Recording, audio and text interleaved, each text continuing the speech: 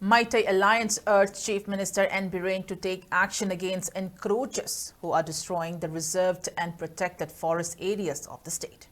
In a memorandum submitted to the Chief Minister by Meitei Alliance yesterday, they highlighted that some individuals are carrying out encroaching activities at reserved and protected forests of the state, especially in Churachandpur's K. Somjang Protected Forest, Khuga Reserved Forest and Imphal East Kamenlo Gwaltabi Reserved Forest.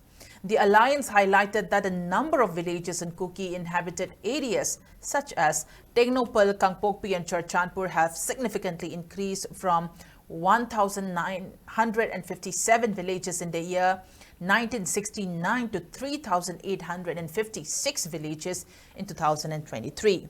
They expressed concern that the encroachers might interfere in political and administrative activities.